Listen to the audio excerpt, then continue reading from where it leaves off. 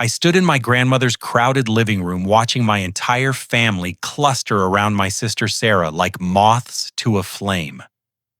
She was glowing as usual, accepting congratulations on her latest promotion with that perfect smile that had charmed everyone since childhood. Meanwhile, I might as well have been invisible furniture. That is until Grandma Dorothy looked directly at me and asked the question that changed everything. "Darren, sweetheart, where do you live now?" The room fell silent. I took a sip of my drink and answered simply, "Just a little penthouse overlooking Central Park." Sarah's champagne went flying across the coffee table. Mom's wine glass shattered on the hardwood floor. Uncle Frank let out a low whistle and muttered, "Well, well, well." Suddenly, the family member they had always treated like background noise had everyone's complete attention. Growing up in suburban Chicago, I learned early that being the oldest child didn't automatically make you the favorite. Sarah, just 2 years younger than me, seemed to absorb all the sunlight in our household, while I existed somewhere in the shadows. Our parents, Linda and Robert, were good people who worked hard to provide for us. Mom balanced books for a local accounting firm, while Dad sold insurance policies to neighbors who trusted his honest face and firm handshake. They loved both their children, but love and attention aren't always distributed equally. Sarah was everything a parent could want in a daughter. She commanded attention when she walked into any room, her auburn hair catching light like copper pennies. Teachers adored her quick wit and infectious laughter. Coaches recruited her for every team from soccer to debate club. She collected friends like some kids collected baseball cards, effortlessly drawing people into her orbit with stories and jokes that made everyone feel special. I was different, quieter. I preferred books to parties, equations to social equations. While Sarah practiced victory speeches in the mirror, I solved complex math problems for fun. My teachers appreciated my dedication, but dedication doesn't make for exciting dinner table conversation the way touchdowns and student council elections do. The pattern established itself early and never wavered. When Sarah won the regional debate championship during her junior year of high school, our house transformed into Celebration Central for 3 solid weeks. Mom called every relative from here to California to share the news.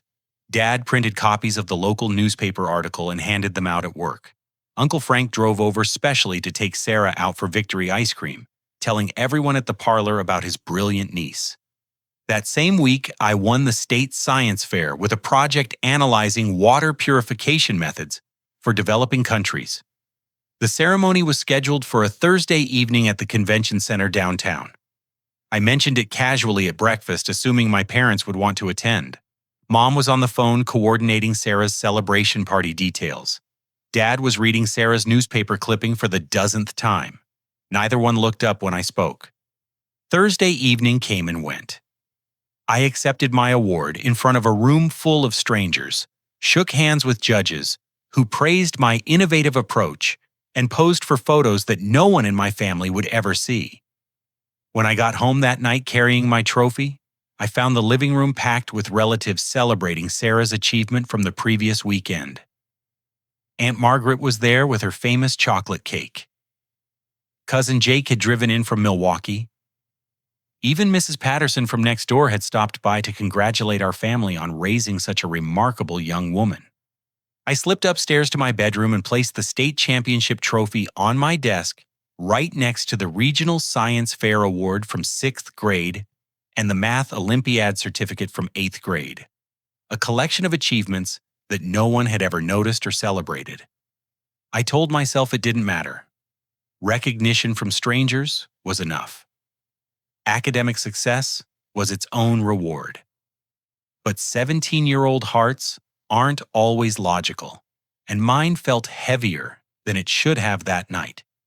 High school graduation season brought the ultimate illustration of our family's priorities.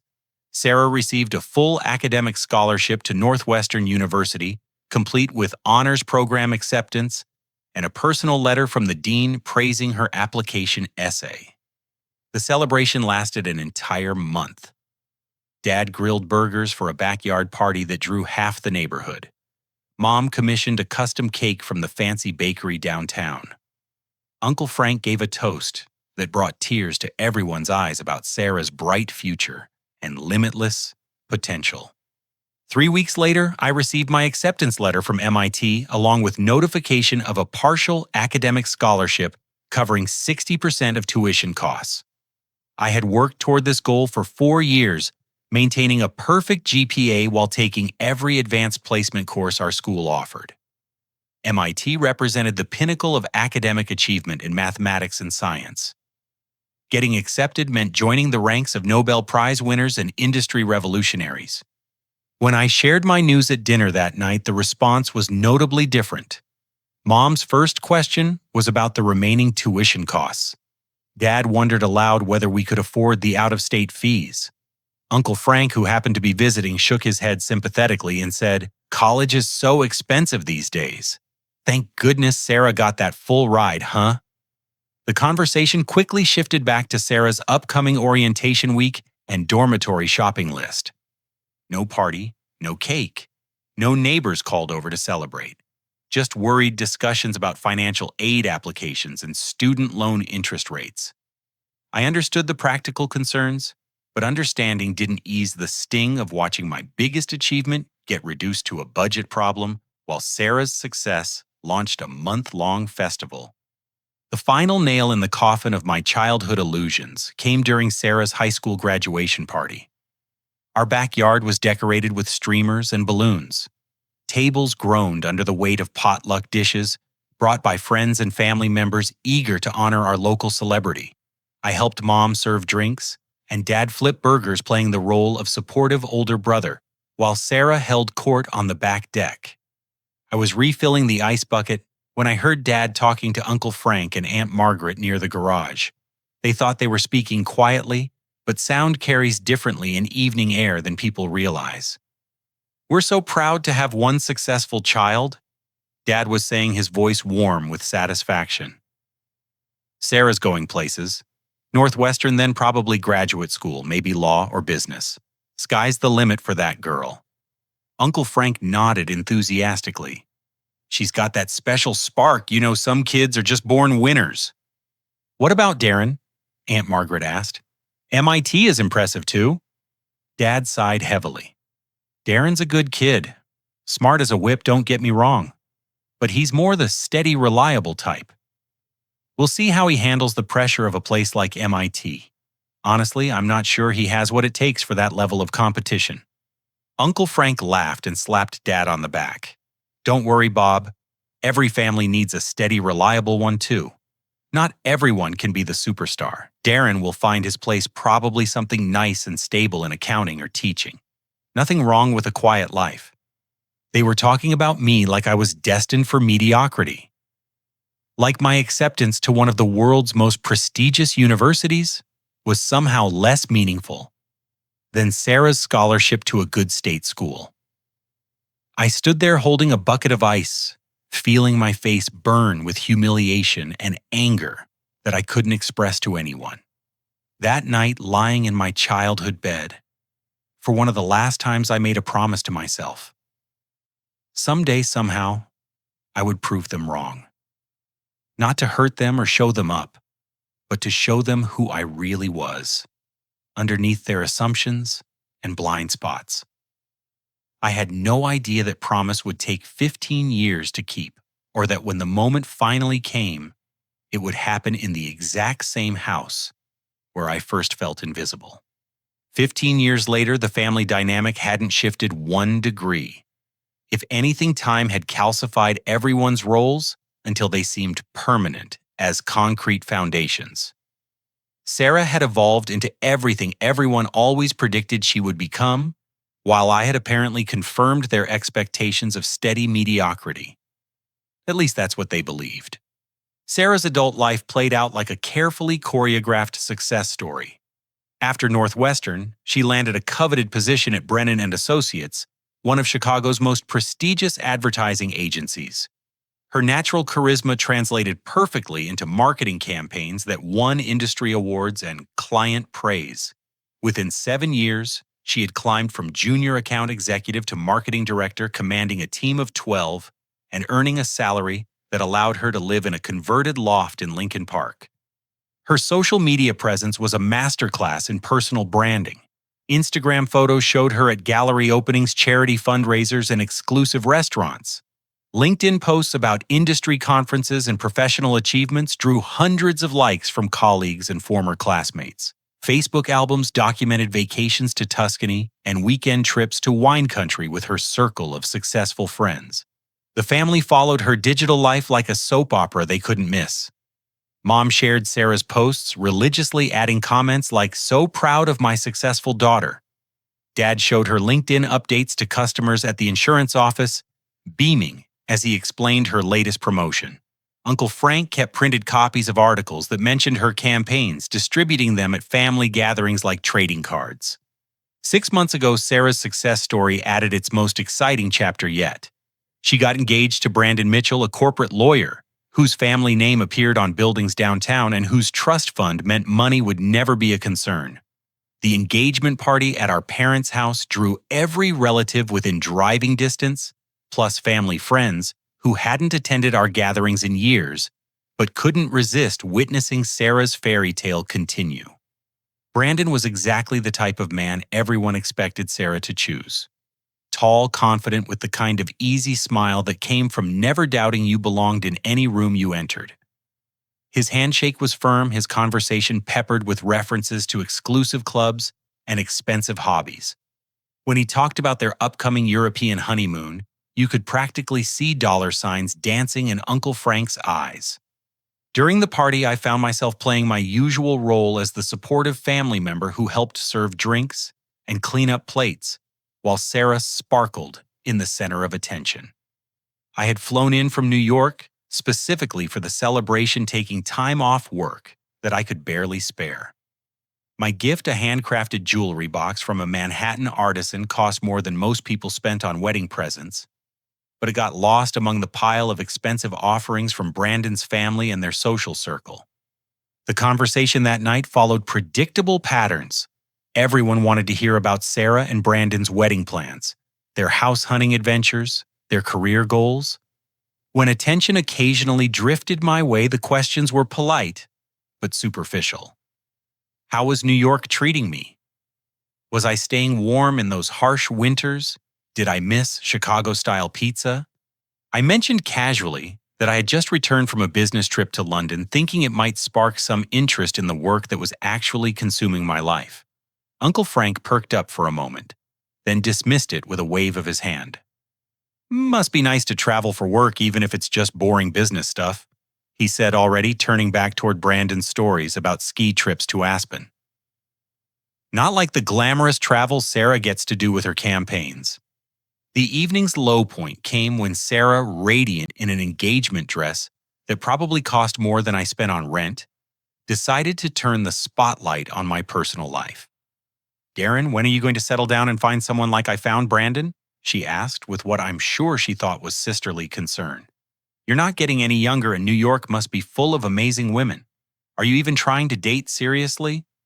The question hung in the air while extended family members looked at me expectantly, waiting for an update on my romantic failures. I could have mentioned Amanda, the pediatric surgeon I had been seeing for 3 months, whose intelligence and compassion made every conversation feel like discovering buried treasure. But explaining Amanda would have required explaining how we met at a charity auction, where my table donation exceeded most people's annual salaries. That would have led to questions I wasn't ready to answer. Instead, I mumbled something about focusing on my career and how the right person would come along eventually. Sarah nodded sympathetically, as if my single status confirmed her suspicions about my general inability to achieve the kind of success that really mattered. The conversation moved on to wedding venue comparisons and honeymoon itineraries. I excused myself to help Mom with dishes in the kitchen, grateful for an excuse to escape the living room, where my life was being discussed like a minor subplot in Sarah's grand narrative. Later that evening, as I was gathering my coat to head back to my hotel, I overheard Mom talking on the phone with Aunt Margaret. She thought she was speaking quietly, but the kitchen door was slightly open, and her voice carried down the hallway. I worry about Darren sometimes. Mom was saying, her tone heavy with maternal concern. Sarah's got everything figured out. Beautiful fiance, great career, wonderful life. But I think Darren's struggling financially in that expensive city. He never talks about his work in any detail, probably embarrassed about not being as successful as his sister. You know how pride can make men shut down. She paused, listening to Aunt Margaret's response before continuing. He brought such a thoughtful gift tonight, probably spent more than he could afford trying to keep up appearances. I just wish he could find some stability. Maybe move back to Chicago where life is more affordable. But he's too stubborn to admit he's in over his head. Standing in the darkened hallway, I felt the familiar sensation of being fundamentally misunderstood by the people who were supposed to know me best. They had constructed an entire narrative about my life, based on assumptions and gaps in information. In their version of reality, I was a struggling transplant to an unforgiving city, too proud to admit failure, too stubborn to accept help. The truth was so different, it might have been happening on another planet. But I had built that distance myself, maintaining privacy about my actual circumstances until the gap between perception and reality had become a canyon. Every family gathering reinforced their misconceptions, and my silence allowed those misconceptions to calcify into accepted family truth. Flying back to New York the next morning, I stared out the airplane window at the Chicago skyline shrinking below and made a decision that had been building for months. I was tired of being treated like the family charity case when I was actually the most financially successful person in 3 generations. The constant condescension and worried glances were wearing down my patience. Somewhere along the line, protecting everyone's feelings had started to damage my own sense of self-worth. Grandma Dorothy's 85th birthday party was coming up in a few weeks. Maybe it was time for my family to learn who I actually was underneath their assumptions. Not to hurt them or prove them wrong out of spite, but because authentic relationships required honesty. And I was ready to start being honest about the life I had actually built. The call came on a Tuesday morning while I was reviewing quarterly reports in my corner office overlooking Madison Avenue. Mom's voice was shaking as she explained that Grandma Dorothy had fallen in her bathroom and broken her hip. The doctor said she needed immediate surgery followed by weeks of rehabilitation. The family was rallying at Northwestern Memorial Hospital, and could I possibly fly in? I was on a plane to Chicago within 4 hours, my assistant rescheduling meetings worth millions of dollars, while I packed a suitcase with enough clothes for an extended stay. Work would have to wait. Grandma Dorothy had been the one family member who never treated me differently than Sarah, and I wasn't going to let her face this alone. The intensive care unit at Northwestern felt like a shrine to controlled chaos. Monitors beeped constantly while nurses moved between rooms with practiced efficiency. Grandma lay connected to tubes and wires looking smaller than I remembered, but alert enough to squeeze my hand when I approached her bedside. "There's my smart boy," she whispered, her voice paper thin but unmistakably warm. "I knew you'd come." I spent the next week practically living at the hospital. While other family members visited in shifts, I maintained a constant presence, sleeping in uncomfortable chairs and eating cafeteria sandwiches that tasted like cardboard. I handled the insurance paperwork, coordinated with doctors about treatment options, and researched rehabilitation facilities that specialized in hip recovery for elderly patients. Sarah flew in from Chicago twice that week, spending a few hours each visit taking selfies with Grandma and posting emotional updates about being there for family during difficult times. Her Instagram stories showed her holding Grandma's hand with captions like "Family first always" and "Praying for my beautiful grandmother." The posts collected hundreds of hearts and supportive comments from friends who praised Sarah's devotion. Meanwhile, I quietly arranged for Grandma to have a private room instead of sharing space with a stranger. I hired a private duty nurse for the night shifts when family couldn't be present. When the insurance company balked at covering the premium physical therapy, that would give her the best chance of walking again, I made sure it happened anyway through channels that didn't involve family discussions about who could afford what. The extended family praised Sarah's visible efforts while treating my constant presence as expected behavior from the bachelor nephew with nothing better to do. Uncle Frank cornered me in the waiting room one afternoon, shaking his head sympathetically. "It's really something how Sarah drops everything to be here," he said, apparently unaware that I hadn't left the hospital for longer than grocery runs in 5 days. "Shows what kind of person she is. You know, Brandon's being so understanding about her needing to postpone wedding planning meetings." I nodded politely, too exhausted to point out the irony. A nurse named Patricia had been watching our family dynamics with the sharp eye that comes from years of observing people under stress. When she overheard Uncle Frank's comment, she looked puzzled. "I'm sorry, but are you talking about the young woman who visits sometimes?" Patricia asked. "Because your grandson, Darren, has been here every single day. He's the one who arranged for the private room and the extra physical therapy. Must be doing very well for himself to afford all these upgrades." Uncle Frank's expression shifted from confusion to surprise to something that looked almost like embarrassment. He glanced at me with new interest, as if seeing me clearly for the first time in years. The breaking point came during what Dad optimistically called the family financial meeting. Everyone gathered in the hospital's family conference room to discuss Grandma's long-term care needs and how the expenses would be distributed among her children and grandchildren. The conversation felt like a business negotiation disguised as family concern.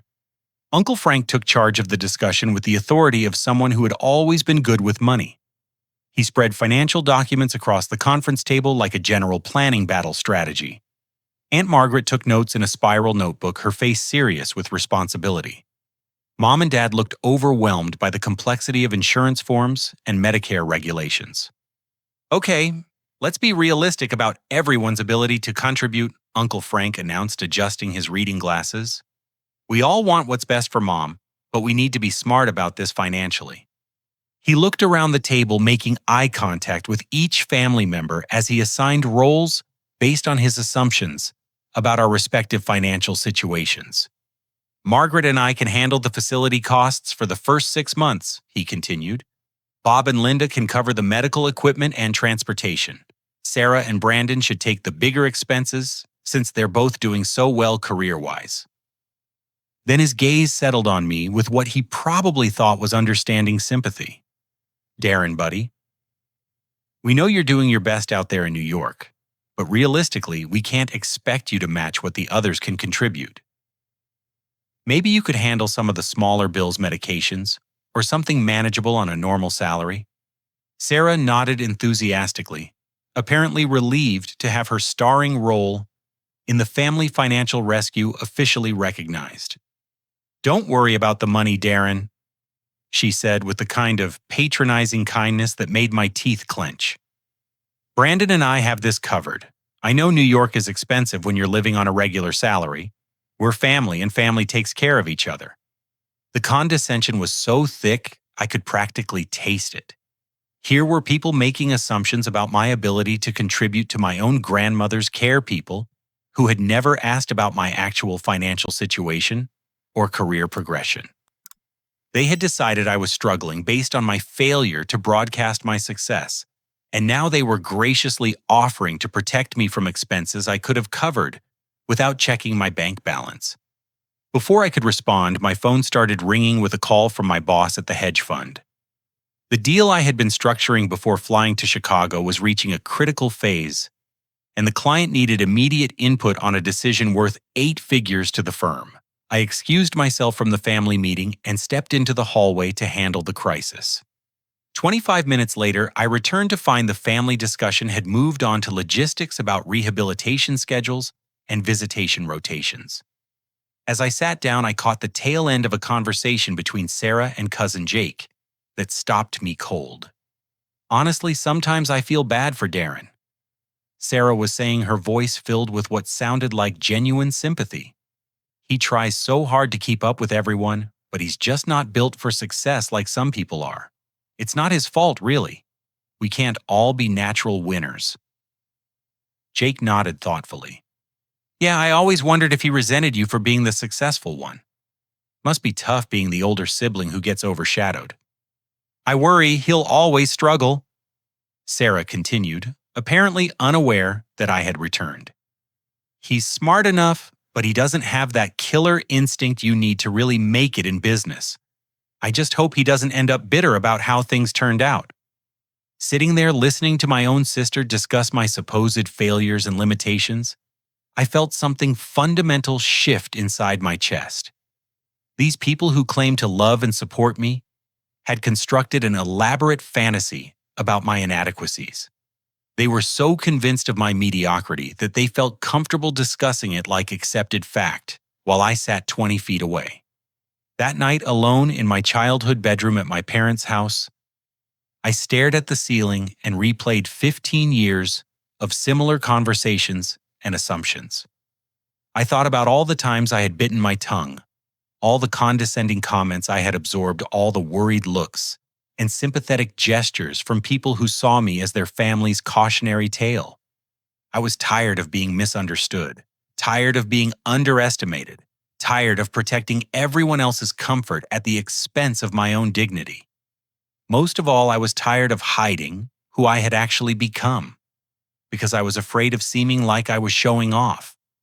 Grandma Dorothy's birthday party was scheduled for the following month. She would be out of rehabilitation by then, hopefully walking again with the help of the premium physical therapy I had quietly arranged. The entire extended family would gather to celebrate her recovery and her 85th year of life. Maybe it was time for them to celebrate something else too? Maybe it was time for the family failure to finally let them see who he really was. What my family didn't know could have filled volumes. While they worried about my supposed financial struggles and career disappointments, I had been quietly building something that would have shocked them into speechlessness. The gap between their assumptions and my reality wasn't just a misunderstanding, it was a canyon. So wide, you could have built bridges across it. MIT had been everything I hoped and more. The academic intensity that Dad worried I couldn't handle became my natural environment. While other students struggled with the pace and complexity, I thrived in classes where mathematical concepts danced like living things across blackboards covered in equations. My senior thesis on financial modeling applications caught the attention of professors who had connections throughout the investment world.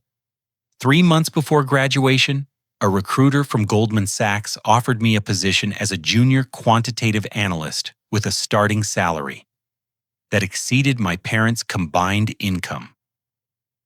I accepted immediately then, spent my final semester learning everything I could about financial markets, algorithmic trading, and the mathematical principles that governed global money flows. Wall Street in those early years was exactly as brutal as the stories suggested. 100-hour work weeks were standard, not exceptional. I lived on coffee and takeout food, sleeping in my cube.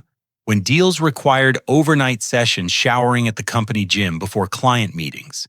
The pressure was relentless, the competition fierce, the learning curve vertical. But I had advantages that served me well in that environment. Years of being overlooked had taught me to observe carefully and speak only when I had something valuable to contribute. Mathematical concepts that intimidated other analysts felt as familiar as childhood songs. Most importantly, I had spent my entire life being underestimated, which meant I was comfortable exceeding expectations without needing credit or recognition. Within 18 months, I had developed a proprietary trading algorithm that identified market inefficiencies with unprecedented accuracy.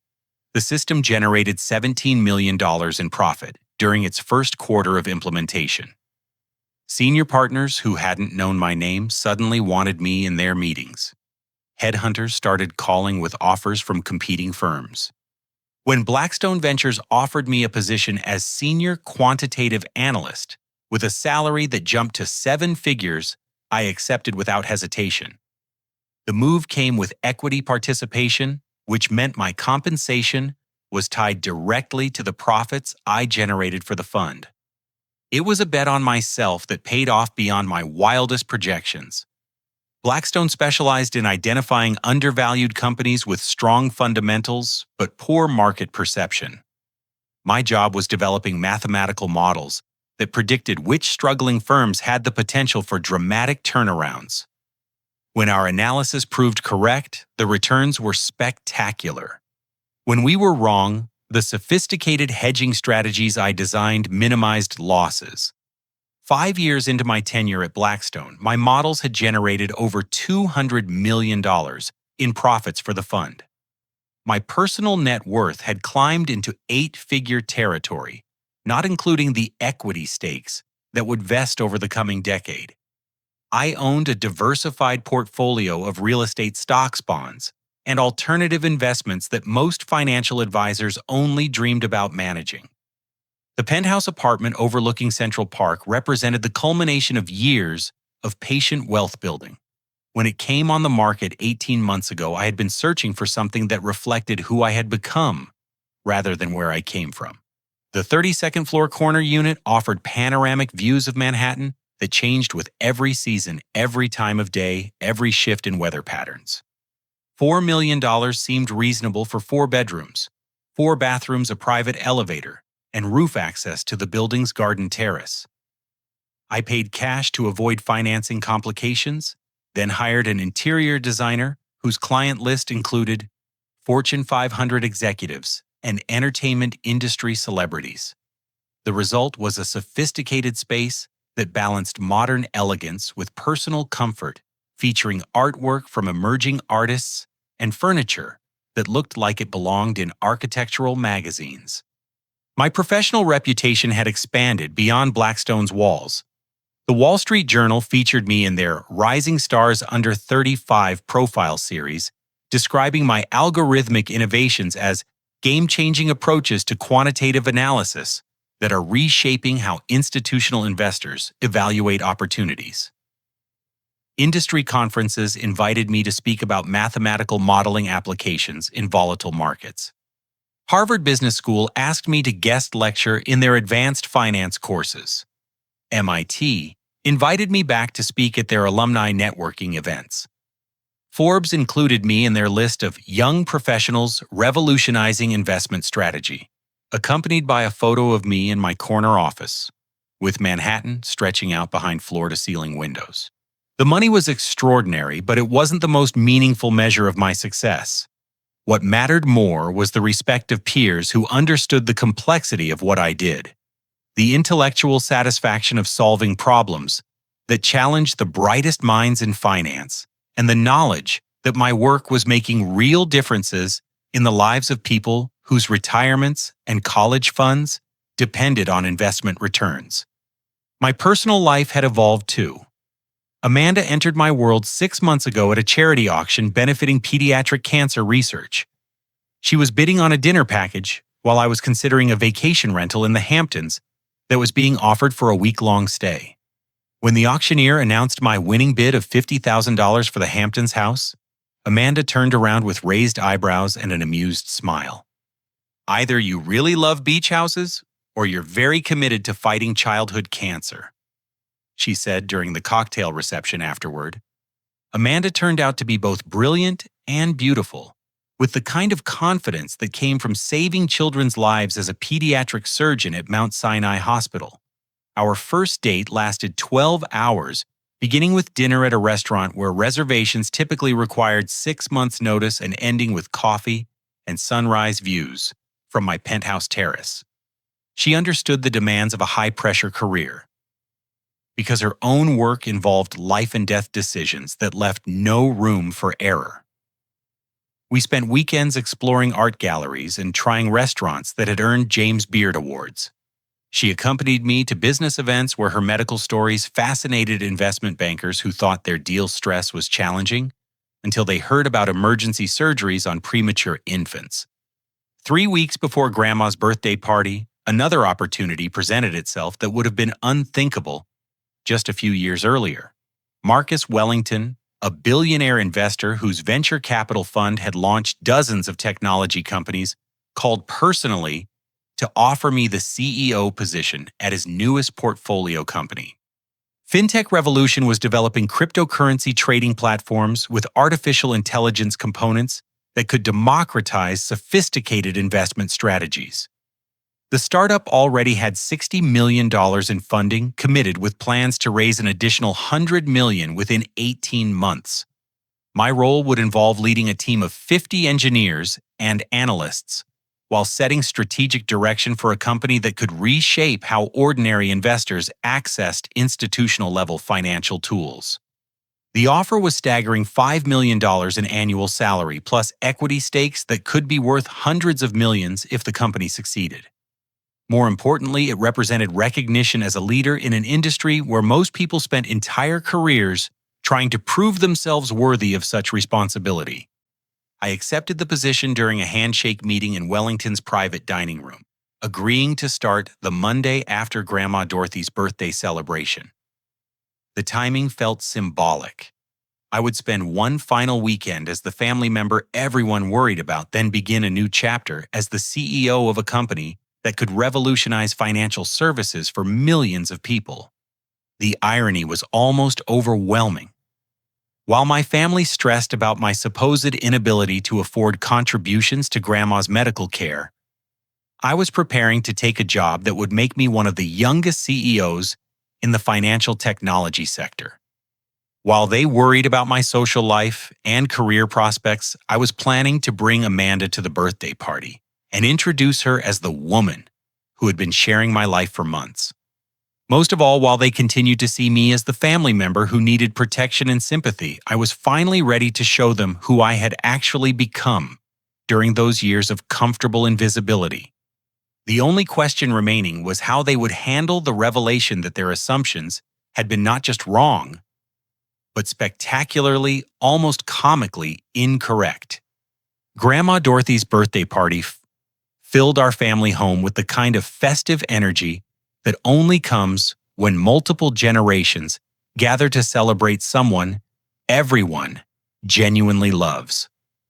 The dining room table groaned under casseroles and desserts, brought by relatives who had driven from across the Midwest to honor our matriarch's 85th year of life.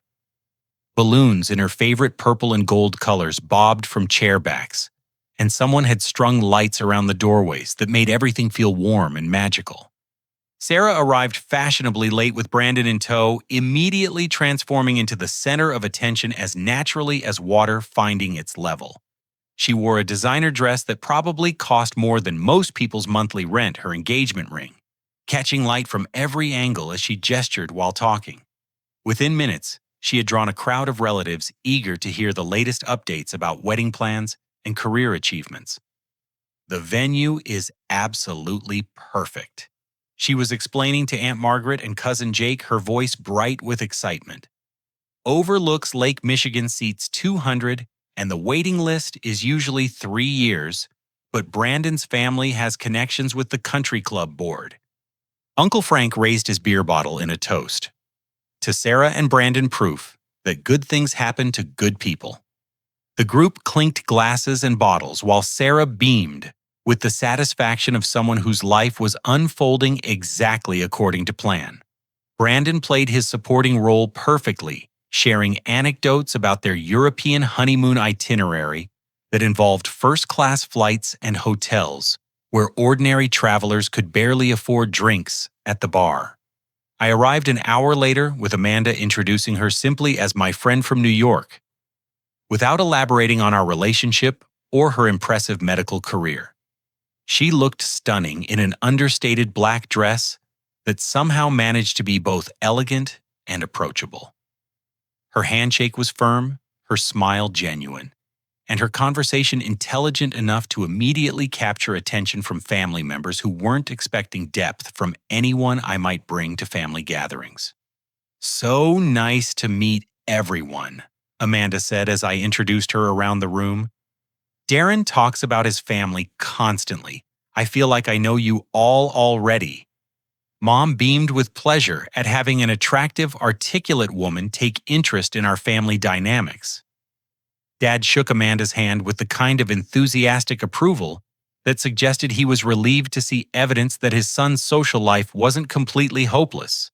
Even Uncle Frank seemed impressed, though I caught him glancing at my simple khakis and button-down shirt, as if trying to figure out how someone dressed so casually could attract such an obviously successful woman. The evening progressed with comfortable familiarity. Stories were shared about Grandma Dorothy's legendary cooking and stubborn independence. Photo albums emerged from closets, prompting laughter about hairstyles and fashion choices from decades past. Children ran between rooms, while adults caught up on jobs' health issues and neighborhood changes that marked the passage of time. I found myself falling into the same patterns that had defined family gatherings for years. I helped Mom serve dessert and refill drink glasses. I listened to Uncle Frank's opinions about Chicago politics and nodded appropriately during Dad's stories about difficult insurance customers. Amanda fit seamlessly into the group, asking thoughtful questions and sharing just enough about her own background to seem engaged without overshadowing anyone else's contributions. Cousin Jake cornered me near the kitchen while I was collecting empty plates, his curiosity finally overriding his politeness. "So you're still in that little apartment in Queens?" he asked casually, as if confirming details he already knew. "New York rent must be brutal. I don't know how anyone affords to live there on a normal salary." Amanda paused in her conversation with Aunt Margaret, a puzzled expression crossing her face, as if Jake's question didn't align with something she thought she knew. I could see her preparing to correct his assumption about where I lived, but I caught her eye and shook my head slightly. Not yet. When the moment came for revelations, I wanted it to feel natural rather than forced. "City living has its challenges," I said diplomatically, neither confirming nor denying Jake's assumptions. "But it's been a good experience overall." Uncle Frank appeared at my elbow with the timing of someone who had been listening from the next room. "At least you're getting some travel out of the deal, right?" he said with the kind of hearty encouragement people use when they're trying to find positive aspects of situations they consider unfortunate. Even if it's just boring business trips, seeing other places has to be worth something. Before I could respond, Amanda's eyebrows rose with obvious confusion. "Boring," she said, her voice carrying the slight incredulity of someone hearing something that didn't match her personal experience. "Darren's business trips are fascinating. When he got back from that conference in Switzerland last month, he had such amazing stories about—" I touched her arm gently, silencing her before she could elaborate on details that would require explanations I wasn't ready to provide. The conversation moved on to safer topics, but I noticed Uncle Frank watching me with new attention, as if pieces of a puzzle were beginning to form patterns he hadn't expected. The moment arrived during dessert service when extended family members had settled into comfortable conversations, and the evening was reaching its peak of warmth and connection. Grandma Dorothy was holding court from her favorite armchair, looking remarkably strong for someone who had been in the hospital just weeks earlier. The premium physical therapy had worked better than anyone dared hope, and she was walking with minimal assistance from a decorative cane that made her look distinguished rather than fragile. "Darren, sweetheart," she called out, her voice cutting through multiple conversations with the authority of someone who had earned the right to command attention. "Come sit with me for a minute." The room gradually quieted as family members turned toward our matriarch, recognizing the tone that meant she had something important to say. I approached her chair while Amanda remained near the kitchen, watching with the kind of alert interest that came from sensing significant moments without understanding their context. "I've been thinking about you while I was recovering," Grandma Dorothy said, reaching out to take my hand in hers. Her grip was stronger than expected, her eyes sharp with intelligence that age hadn't dimmed.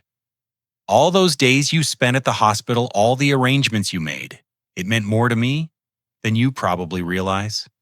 She paused, studying my face with the penetrating gaze that had always made me feel like she could see straight through to my soul.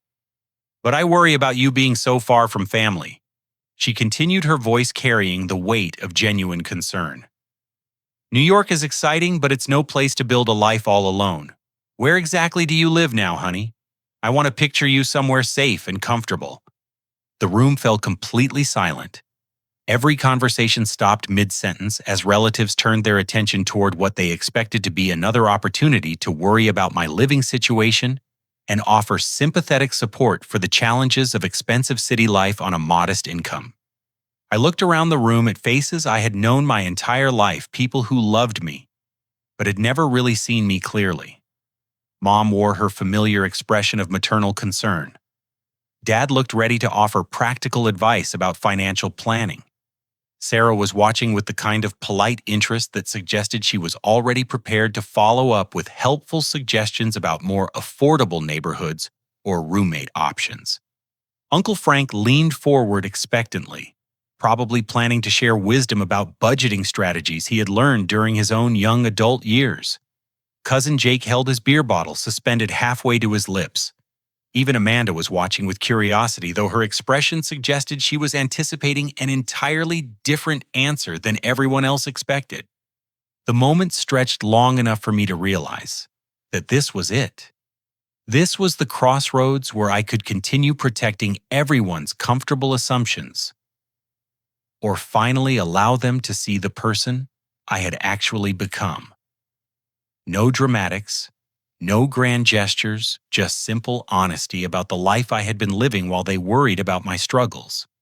"Just a little penthouse overlooking Central Park, Grandma," I said quietly, my voice carrying the same conversational tone I might use to discuss the weather. The reaction was immediate and spectacular. Sarah's champagne glass, which had been halfway to her lips, went flying in an arc that sent golden liquid splashing across the coffee table and onto the carpet. Mom's wine glass slipped from suddenly nerveless fingers, shattering against the hardwood floor in an explosion of red wine and crystal fragments. Uncle Frank let out a low whistle that started quiet and grew in volume as the implications sank in. "Well, well, well," he muttered, his voice filled with amazement that bordered on disbelief. The room erupted into chaos as everyone began talking at once. Brandon looked confused, clearly not understanding why mentioning a Manhattan address had caused such dramatic reactions. Sarah stood up so quickly that she knocked over her chair, which crashed to the floor with a bang that made everyone jump. "Central Park," Sarah said, her voice rising with incredulity. "Like Manhattan Central Park? Are you serious right now?" But it was Amanda's reaction that confirmed what everyone was beginning to suspect. Instead of looking surprised by my answer, she was beaming with pride and barely contained amusement. "The view from the 32nd floor is incredible," she said cheerfully, apparently unaware that she was dropping bombshells with every word. "And Darren's being modest about the size. It's not little at all. 4 bedrooms, private elevator, rooftop access. The building's amenities are amazing." The silence that followed was so complete, you could have heard dust settling on furniture. Every eye in the room was fixed on me with expressions ranging from shock to confusion to something approaching awe. Uncle Frank was the first to recover his voice, though it came out as a croak. "How?" he said simply, when he added, "What the hell do you do for a living?" And just like that, 15 years of carefully maintained invisibility came to an end in my childhood living room, surrounded by family members who were about to learn that everything they thought they knew about me was wrong. The living room transformed into something resembling a courtroom, where I had suddenly become both the defendant and the star witness in a case that challenged everything my family thought they knew about reality. Sarah remained standing beside her overturned chair, staring at me as if I had just announced I was actually an alien who had been impersonating her brother for decades. "This doesn't make sense," she said, her voice climbing towards something that might have been panic. "You can't afford a penthouse in Manhattan. Those places cost millions of dollars. What do you even do for work? I mean, really, what do you actually do?" The question hung in the air while family members leaned forward expectantly.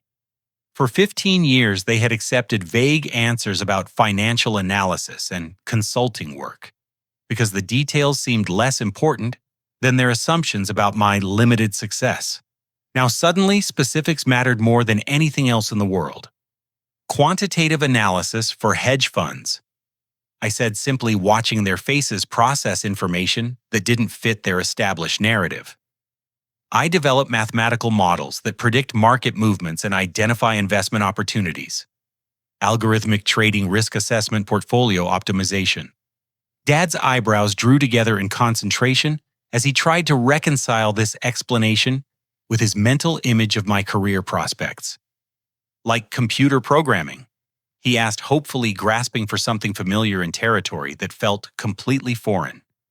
More like applied mathematics, I explained patiently. I create equations that analyze vast amounts of financial data to find patterns that human analysts might miss. When the models work correctly, they generate substantial returns for institutional investors. Uncle Frank had been examining the photos on my phone with the intensity of a detective studying crime scene evidence. The penthouse images showed rooms that belonged in architectural magazines with floor-to-ceiling windows, framing views that most people only saw in movies about wealthy New Yorkers. "Holy shit," he muttered under his breath, then looked up apologetically when Mom shot him a disapproving glare. "Sorry, Linda, but look at these pictures. This is like something from a magazine. How long have you been living here?"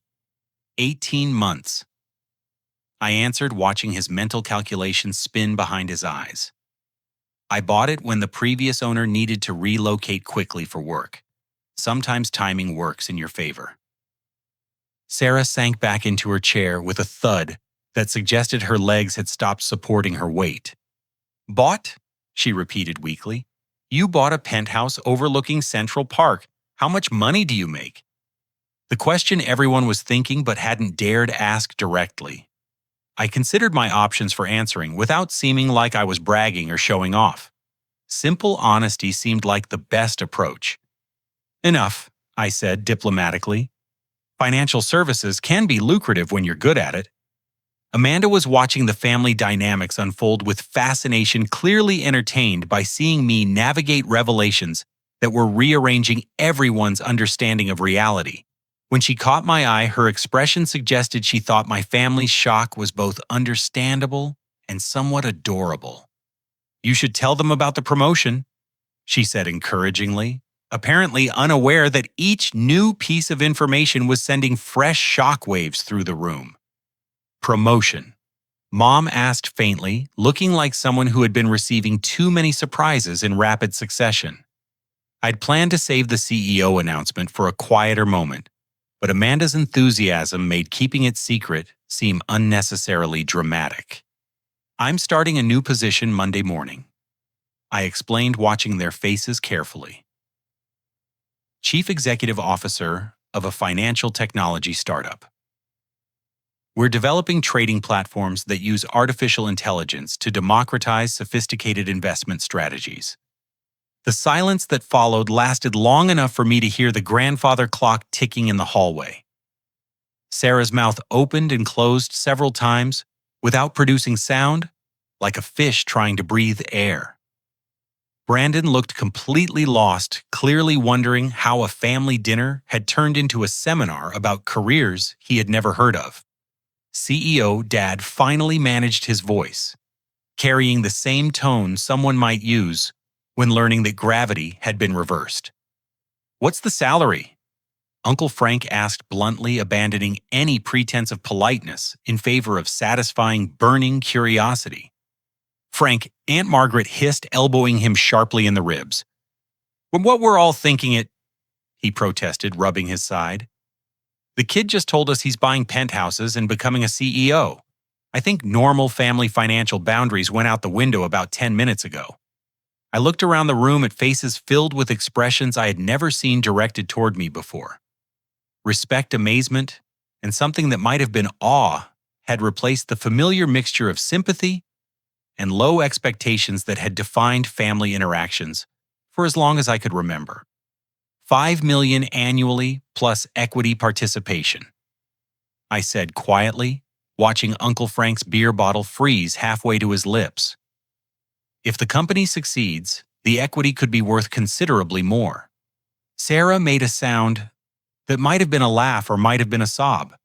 It was difficult to tell which.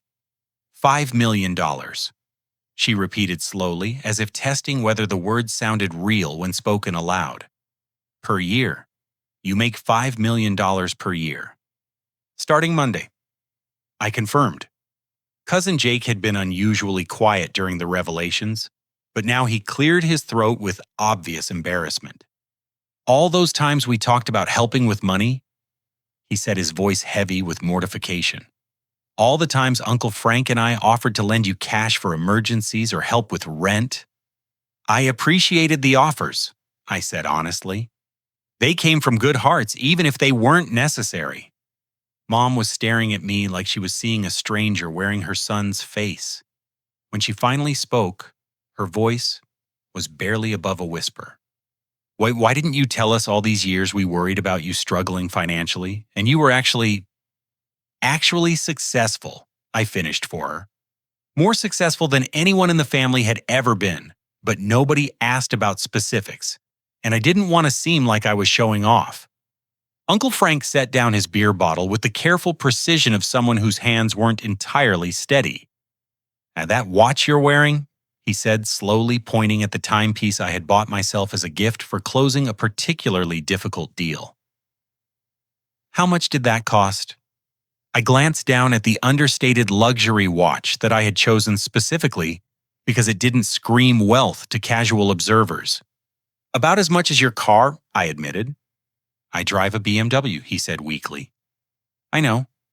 Sarah's phone buzzed with a text message breaking the spell of shocked silence. She glanced at the screen automatically, then looked up with fresh amazement. Darren, she said slowly, your phone just lit up with a text from someone about closing on a house in the Hamptons. Please tell me that's not what I think it is. Amanda squealed with excitement before I could respond. The beach house went through, she exclaimed, clapping her hands together. I can't wait to see it. Darren's been so excited about having a place where we can escape the city on weekends. Uncle Frank needed to sit down. Sarah fainted directly into Brandon's arms. Mom looked like she might join her. The family member they had worried about for 15 years, the one they had assumed was struggling to make ends meet in an expensive city, had just revealed that he owned a Manhattan penthouse worth millions, earned more money annually than some small companies generated in profit, and had casually purchased a vacation home in one of the most exclusive resort communities on the East Coast. Well, said Grandma Dorothy, her voice cutting through the chaos with amused satisfaction. I always knew my Darren was special. Looks like the rest of you are finally catching up. The transformation in my family's behavior over the following hours was both touching and somewhat overwhelming. People who had spent years offering me advice about budgeting and career development suddenly wanted to hear my thoughts about investment strategies and business opportunities. The shift felt seismic, like watching tectonics plates rearrange themselves in real time across familiar landscape. Mom and Dad pulled me aside into the kitchen while the rest of the family was still processing the revelations and trying to reconstruct their understanding of my life. Their faces carried expressions of parental pride, mixed with something that looked suspiciously like embarrassment. Son, Dad began, his voice heavier than usual. We owe you an enormous apology. All these years we made assumptions about your life without ever really asking the right questions or paying close attention to what you were actually accomplishing. Mom reached out to touch my arm, her eyes bright with unshed tears. We were so focused on Sarah's achievements because they were loud and visible, she said quietly. We missed completely that you were building something extraordinary because you did it quietly and with dignity. I'm ashamed that we worried about your finances while you were actually more successful than anyone in our family had ever been. The apology felt genuine and necessary, but what mattered more was the recognition behind it. They were acknowledging not just their mistaken assumptions, but the pattern of inattention that had allowed those assumptions to persist for so long. You raised me to work hard and be humble about success, I replied. meaning every word. I learned those values from watching both of you build good lives through dedication and integrity.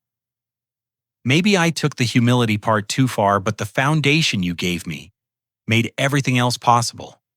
Dad's handshake was firmer than it had been in years, accompanied by the kind of direct eye contact that communicated respect between equals rather than worry between generations. "I'm proud of you, Darren," he said simply. "I should have said that many years ago, and I should have made sure you knew it was true." Meanwhile, Sarah had recovered from her fainting spell and was sitting on the living room couch looking like someone who had just discovered that gravity worked differently than she had always believed. When she saw me approaching, she patted the cushion beside her with a gesture that felt more vulnerable than any interaction we had shared since childhood. "I need to tell you something," she said, her voice lacking its usual confident edge. "When I fainted just now, it wasn't just from shock about the money. It was because I realized how terribly I've treated you for most of our adult lives." She paused, gathering courage for words that clearly didn't come easily. "I was competitive with you in ways that weren't fair or healthy. I needed to be the successful one, the special one, the child that everyone was proud of. When family gatherings focused on my achievements, part of me was relieved that you weren't getting equal attention because I was afraid of being overshadowed."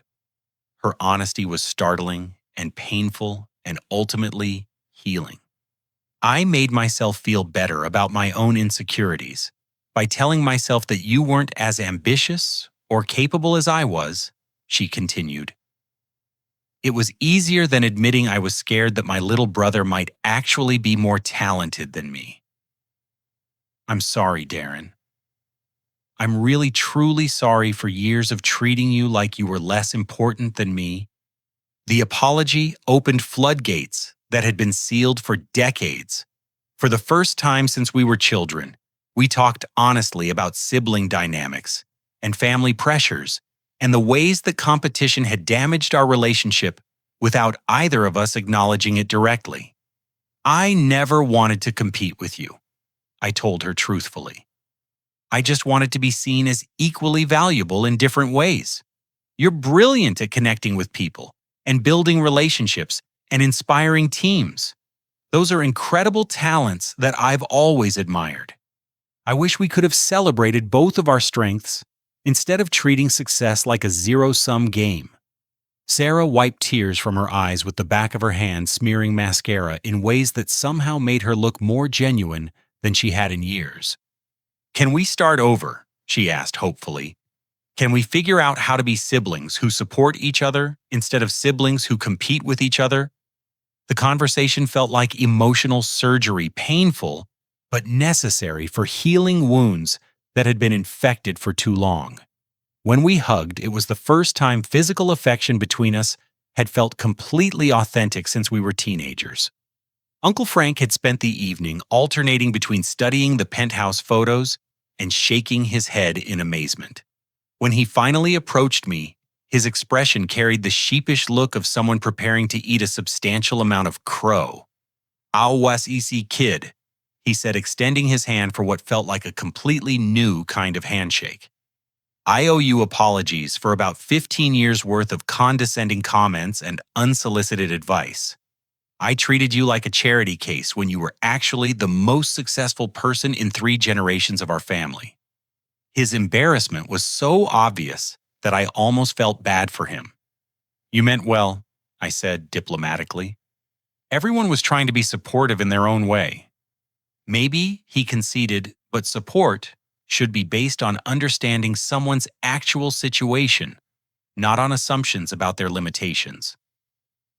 "I'm proud of you, Darren, and I'm sorry it took this long for me to recognize what you had accomplished." The evening's final surprise came when I announced my gesture of family generosity.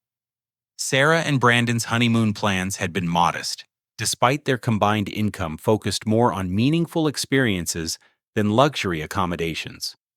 I had been considering wedding gifts that would be memorable without being ostentatious, but the night's revelations changed my perspective on appropriate generosity. "I want to pay for your honeymoon to Italy," I told Sarah and Brandon while the extended family was gathering coats, and preparing to leave. Not to show off or prove anything, but because family should support each other during important life moments. You've been planning this trip for months, and I'd like to upgrade it to something truly special. Sarah's reaction was immediate and emotional. Tears started flowing again as she realized that my offer came from genuine affection rather than competitive one-upmanship. "You don't have to do that," she protested, but her voice carried gratitude rather than pride. "I want to," I assured her. "First-class flights, luxury accommodations, experiences you'll remember for the rest of your lives. Consider it a belated apology for not being more open about my life, and a celebration of us figuring out how to be real siblings again." Brandon looked overwhelmed by generosity he hadn't expected from a brother-in-law he barely knew. Sarah hugged me so tightly that I could feel her shoulders shaking with emotion. As family members began leaving for their respective homes, the atmosphere felt fundamentally different than any gathering I could remember. People who had arrived treating me like a well-meaning but unsuccessful relative were departing with genuine respect for achievements they were only beginning to understand. Grandma Dorothy, who had observed the evening's revelations with the satisfied air of someone whose instincts had been proven correct, asked me to sit with her one final time before Amanda and I returned to our hotel. "I'm proud that you finally let them see who you really are," she said, her weathered hand covering mine with surprising strength. "But I'm even more proud that you did it with grace and kindness instead of anger or resentment. That tells me more about your character than any amount of money ever could." Her words meant more than professional accolades or financial milestones because they came from the one person who had always seen my potential clearly. "Family relationships are investments too," she continued with a smile that held decades of wisdom. "And the returns on those investments last longer than anything you'll ever earn in the stock market." Driving back to our hotel through Chicago's familiar streets, Amanda squeezed my hand and offered her perspective on the evening's dramatic revelations. "Your family loves you," she said thoughtfully. "They made mistakes based on assumptions, but their hearts were always in the right place. Tonight felt like watching people discover that someone they cared about was even more wonderful than they realized." The observation was accurate and generous, focusing on the positive outcomes rather than the years of misunderstanding that had preceded them. Looking ahead to Monday morning when I would begin my new role as CEO, I felt different than I had just hours earlier. The burden of hiding my success had been lifted, replaced by the opportunity to share my journey with family members who finally understood the scope of what I had built. The little boy who had been overshadowed by his charismatic sister was gone, replaced by a man who had found his own path to extraordinary achievement. More importantly, the family dynamics that had shaped decades of interaction were evolving into something healthier and more authentic. Sometimes the best investment isn't financial at all. Sometimes it's the emotional capital required to rebuild relationships on foundations of honesty instead of assumptions.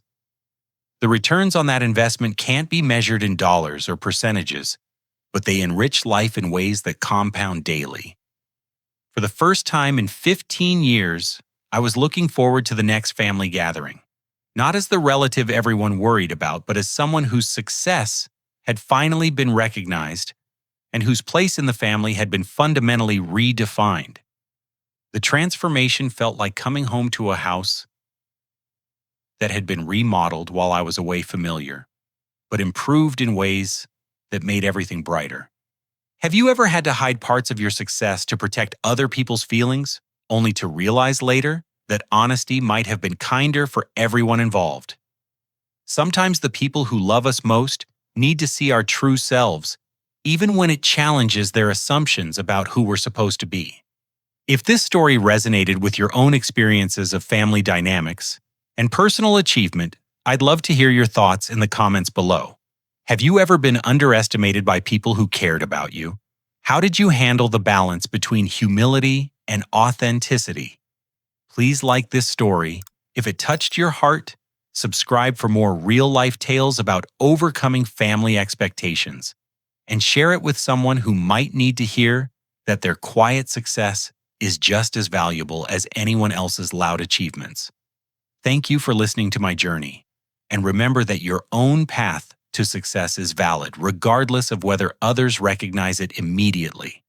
Until next time, keep building your dreams with the confidence that your worth isn't determined by other people's ability to see it clearly.